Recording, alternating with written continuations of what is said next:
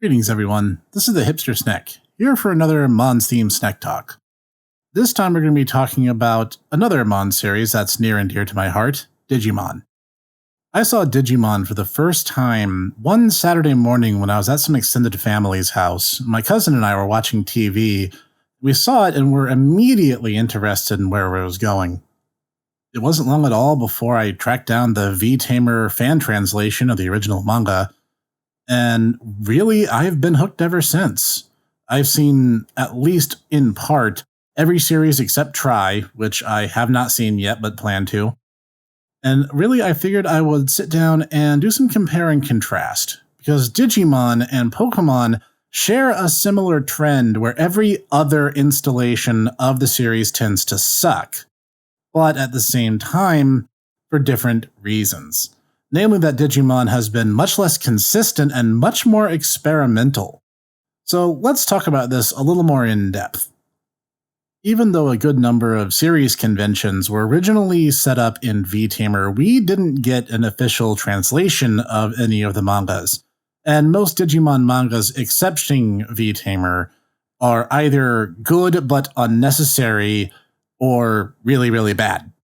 So really, most of us in the Western world started with Digimon Adventure 01, or what we just got as Digimon the anime, I suppose. The franchise had to establish its ground rules because it didn't have the benefit of V-Tamer explaining certain things, which one of the things that was actually quite confusing and wasn't explained until quite a ways in was that Digimon were broken up into vaccine data and virus types, and that in V-Tamer it was said point blank that if you were a virus type, you were evil. And there was no exceptions to this rule until much later on. So that itself was already kind of interesting. You had Digimon who, by their own base nature, were malevolent, which is something that its sister franchise has adamantly denied on several occasions. 01 started with the Devimon arc, where the major threat and the most powerful form the main characters could summon was the champion level. And really, you got to see this team dynamic where you had 14 main characters. And the series really shouldn't have done that. They really front-loaded the cast. And while it kind of made sense because they were transported immediately into the digital world, and so the only people they had to talk to were each other, but there were still 14 of them all trying to vie for the spotlight in each episode. And the first few episodes are incredibly Monster of the Week format because of that. Formula and format at the same time. It's great. So you had 7 kids who were trying to learn how the world works and 7 Digimon who were basically their guardians in this world. And you start seeing right out of the gate a very consistent art direction in Digimon. Like one of the very first enemies they fight is Kuwagamon, who is this huge red stag beetle Digimon. And if you showed Kuwagamon as he was originally drawn versus Digimon that were just created as of like Cyber Sleuth and Hacker's Memory, they would look natural standing side by side, which is a long-standing complaint of several monster games where the art evolution changes over time to the point where it doesn't even look consistent to have like one creature sitting next to another even though they're supposed to be the same world. So that in mind, they got to set up the rules for how Digivolving worked, where sometimes it was permanent and sometimes it was just a temporary power-up, which I think was really something of a plot convenience thing, since in V-Tamer and the Pendulum, the first media we had from Digimon, that wasn't necessarily the case. When Zero Maru and V-Tamer Digivolved, he stayed in the higher form. Whereas in Adventure 01, they could revert afterward purely to hide them, because when you turn into a giant dinosaur in Greymon's case, or like Garurumon, Birdramon, Kabuterimon, they're all huge. So there was like no way to hide them when they eventually had to deal with like hiding them from their parents later in the series. This led to the kind of anti-climax that was the end of the Devimon arc, where Devimon was attacking File Island, which as far as they knew was the entirety of the digital world, which was something they insisted upon a lot early in the series. Turns out, no, it's not. It's literally just one island in a much bigger world. And Devimon, that was like prophecy to be destroyed by the least among them, Turns out it was Patamon who turns into Angemon, the thematic opposite of Devimon, even though I don't really understand why Greymon couldn't defeat Devimon. They're plenty strong champion level Digimon. And at this point, you start seeing a recurring trend where they have to keep contriving reasons why they need to like shatter the world in this case, but to find different ways of breaking the party up so that there's not 14 characters to animate in every single instance. So that the team keeps getting split up over and over and over again. And eventually it goes into the Edamon arc, which is really, really cool and really interesting. And Edamon is a villain with such stage presence that I really wanted him to like be a bigger deal. But what they don't tell you initially is he's an ultimate level Digimon who's like way stronger than all of them. He just punches Greymon in the face and just knocks him flat. And he's just that powerful. It's like, oh man, this guy is a big deal. How did Devimon get to take control while this guy was rolling around? That just doesn't even make sense. So they have to go after the tags and crests so they can digivolve to Ultimate. So they become much more powerful forms like Metal Greymon and Mega Kabuterimon, which is great. And it leads into the Myotismon arc, and Edamon just kind of gets brushed under the rug, honestly, even though he's way, way cooler than the villains who are adjacent to his arc. The Myotismon arc does do something really interesting because they go back to the real world and the kids have to start facing higher stakes and like real life issues. One of the ones that I really liked was Izzy, Koshiro in the original Japanese. Izzy learns he's adopted, and he actually kind of has to work through what that means for him and what it means for the relationship that he's had with the people he's called his parents his whole life. And it's actually shockingly wholesome and very, very organic. But you know what's not organic? There's an entire thing during the Myotismon arc called the Quest for the Eighth Child, because what we needed was 2 more lead characters. So we end up getting Kari, Tai's little sister, and Gatomon. Gatomon is a fine Digimon. I don't have anything against her design or anything other than she gets to stay in champion form and no one else does. But we already had 14 main characters, and now we have 16. And then the coolest part of the Myotismon arc barely even involves her, because it involves Angemon and Angewomon firing their arrows at Tai and Matt to cause Agumon and Gabumon to become War Greymon and Metal Garurumon, Mega Form Digimon, and Myotismon gets blown out. And it's just, we're just done here. And then there's this really rushed thing right at the tail end of it where it's like, guys, we got to go back to the digital world again, but all 16 of us this time.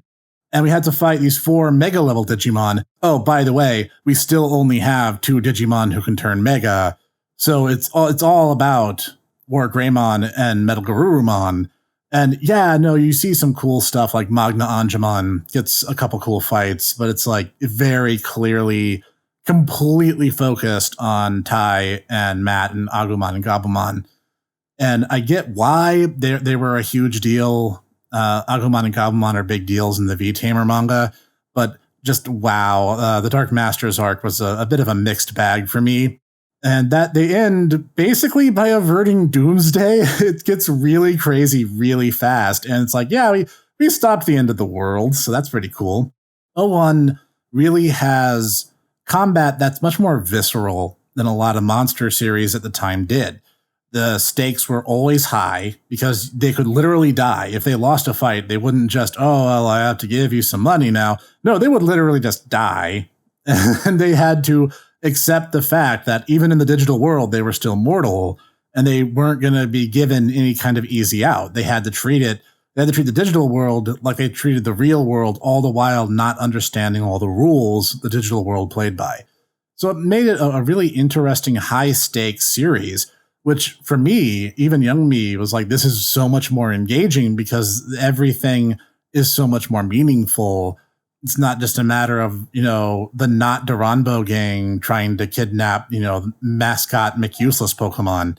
It actually had some real weight and depth to it. And the characters, even though there are entirely too many of them, and so there's a lot of filler material, most of the characters get at least a couple good episodes each, even though I have to say, this is my hot take for the episode, would 01 have been that much worse if we didn't have the amazing antics of Joe or Sora? I'm sorry, they just weren't interesting characters to me. You could have cut it down to like 4 humans and 4 Digimon partners, and you would have had a much more concise series for your time. But that brought 01 to a close, and immediately it was followed by 02 and an enormous dip in quality. You got wildly inconsistent characterizations, wildly inconsistent motives, several arcs that are just stopped midstream for no good reason.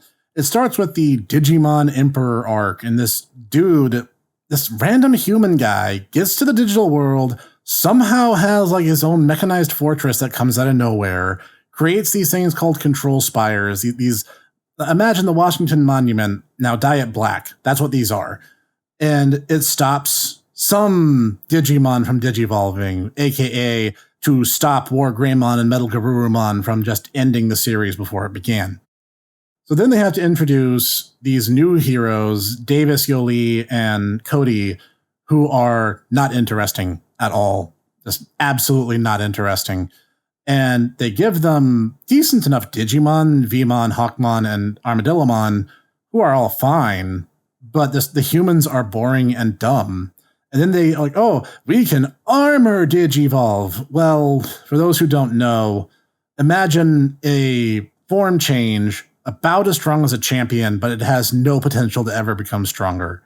That's why armor Digivolving sucks. Oh, and TK and Kari are still around, but they're like slightly older. They're still every bit as boring and bad as they were in 01, so who cares? Another thing that's really annoying is they suddenly get this idea in their head that, no, we can't kill Digimon. Even though 01 is like, oh, by the way, Digimon don't die. Their data gets re-uploaded into the system and they get reconfigured as a new Digi-Egg, so they'll just come back. And it'll take time, but it'll give them a chance to, come back and maybe be a good guy this time. They're like, no, we can't kill the evil Digimon. That's bad all of a sudden. And I have no idea where they get this idea from. They just start preaching this message of absolute pacifism. And then eventually they beat the Digimon Emperor. It's really not interesting. It's not a good fight. They introduced Chimeramon, which is an interesting design, but that barely goes anywhere, which is 02 in a nutshell right there. So then there's a huge mess up that became kind of a blight on the series for a while because they screwed up the villain's name. The dub refers to this particular Digimon as Arukenimon. Her name is Arachnamon, for the Greek legend Arachne. Arachnamon. Arachnamon and Mummymon come by and start hijacking the Black Spires to make artificial Digimon, whatever that means. And it's dumb. They're dumb. They don't do anything meaningful. They get punked at the last second. And the only cool thing, the remotest cool thing that comes out of this is they combine together 100 control spires to make one of these quote-unquote fake Digimon, and they get Black War Greymon, who has a sense of self. And he's like, but what is my purpose then? Why do I even exist? And he has this moment where he talks to Tai Zagumon, and they actually kind of have this like genuine heart-to-heart. They actually kind of start hashing it out, and Black War Greymon keeps asking these what-if questions, and this is an invention of the dub, but I love the quote where Agumon replies with, what if my aunt had a mustache? She'd be my uncle.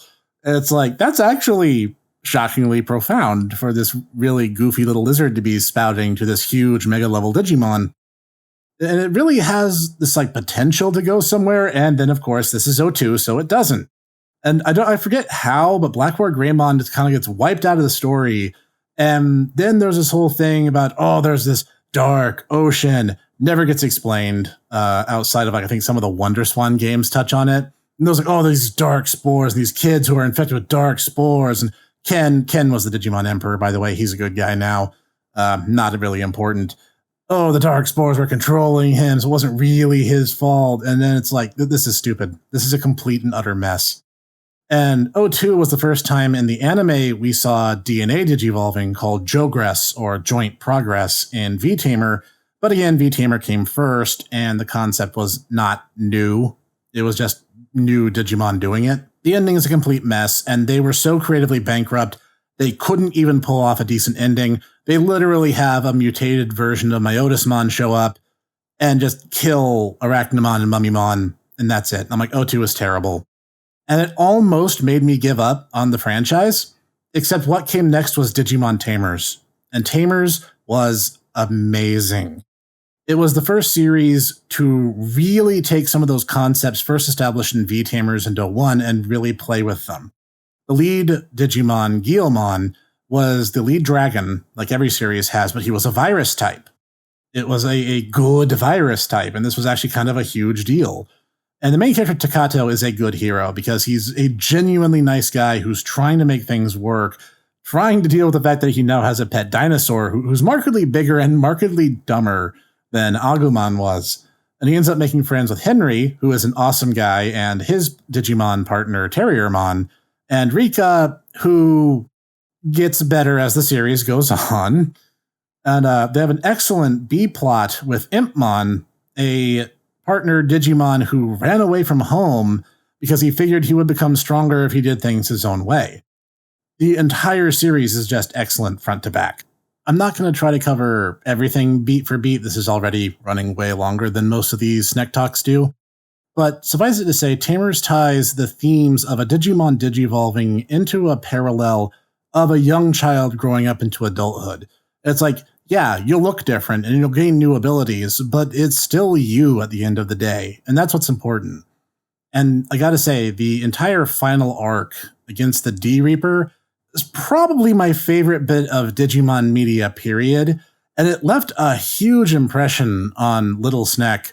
Just incredible designs, incredible writing, and a really dark atmosphere. Gallantmon, to this day, is my favorite Digimon, being a virus-type Exalted Knight, being the only type who has that particular type pairing. Terriermon is awesome.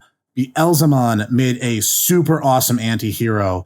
And the weird thing about it, I must say, is the show kind of harps on moral relativism at parts, but then it presents a very unambiguous good versus evil story. It ends on a bit of a bittersweet note, too, and the novelization for Tamers is actually way bleaker, and it may or may not be the canon ending, depending if Runaway Locomon is actually canon. Around this time, Saban lost the Digimon license and Disney got it.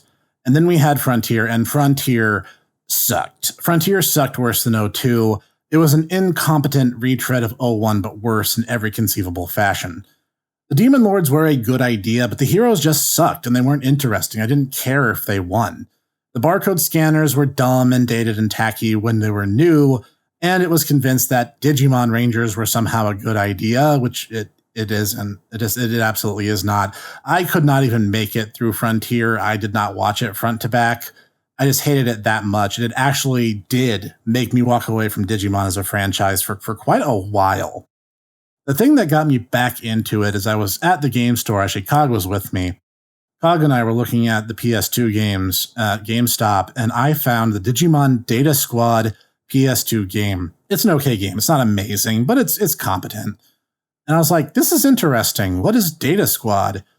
And it turns out Data Squad was the next part of the anime that came after Frontier. And it pays tribute to the franchise history without just trying to copy it. It was much more action-oriented. It introduced a lot of meaningful aspects of Digimon that would become more or less standardized when you have like burst modes and things like that. And honestly, the Digivice design merits mention because it's really a less is more after those stupid barcode scanners. And they pretty much were the standard all throughout the DS era video games. And honestly, those games were really good too. Digimon World DS, Dawn and Dusk were all fantastic RPGs. Grindy as all get out, but absolutely wonderful games. I'll cover those in a Snek episode proper someday. The cast was really good. It was 3 main humans and 3 main Digimon for the most part, if you don't count like Keenan. They focused more on the action. It was all about how the main character Marcus wants to be a Bantio or a #1 fighter. And it actually focuses a lot on the family. As like family is important, and if you're going to be a strong person, you need to be there for your family and take care of them. It's all very wholesome, and it captures the feel of O1 without just parroting its talking points. And I think that's really one of Data Squad's greatest strengths. Then next we got Cross Wars, or it was dubbed as Fusion. I watched Cross Wars. It was the first one I actually watched subtitled before it got dubbed, because around that time, Disney actually sold the rights back to Saban. So there was this big lull between Cross Wars airing in Japan, it getting subtitled, and then it subsequently getting dubbed. I think, honestly, Cross Wars was really underrated and in many ways misunderstood. Taiki/Mikey is a good protagonist, and the supporting cast is hit or miss. I kind of understand why people didn't like them as much. They tried some unique gimmicks to shake up regular digivolving, so it wasn't just, oh, now we're champion. Oh, now the arc, depends on us being ultimate, and so on. Whether it succeeds or not as a mechanic is pretty much up to the viewer. Shoutmon himself is a great Digimon design. I think several of them, like Darulumon, reminded me a lot of Tiger of the Wind from Monster Rancher. And Cutemon was an interesting play, and Cross Wars definitely kind of emphasized that whole Digimon as a franchise tends to play by its own rules, even if those rules end up being contradictory at times. And the first season follows this we have to take the code crowns and get all these zones under our control. And the second season just immediately throws it out the window. It goes, okay, this was improperly paced. Let's change it up to be a little bit more like how Data Squad 01 and Tamers were. Now, whether you necessarily liked that change or not was kind of up to whether or not you were getting into it. But honestly, Mervamon is one of my favorite designs for obvious reasons. I'm feeling pretty confident in saying that 22 minutes into this video. Hopefully no one's actually listening at this point. Kirito/Christopher makes a decent enough rival, and the whole homage with Greymon and Metal Greymon is actually kind of funny, especially since it's very clearly based on the virus-type Greymon, which was what it was originally in the first Pendulum game. A little bit of trivia for you. The second season is a little more erratic and a bit less focused.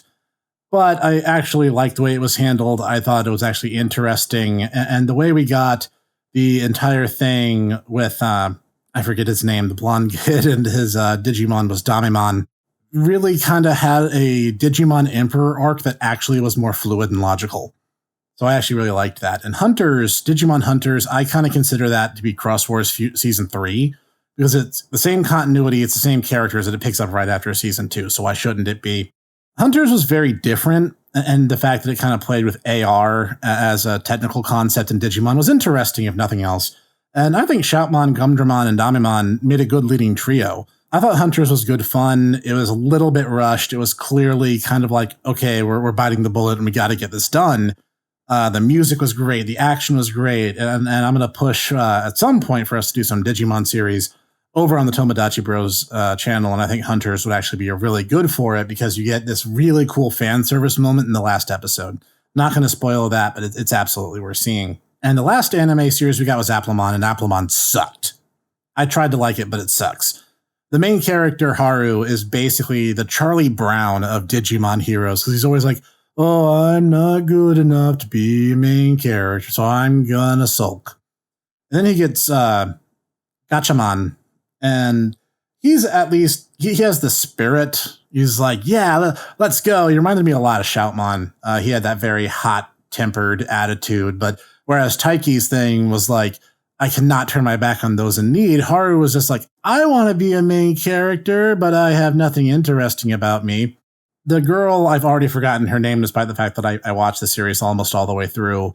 She's not interesting. It hinges way too much on idol culture for it to be an interesting concept to me to begin with, but she's probably the most tolerable of the three.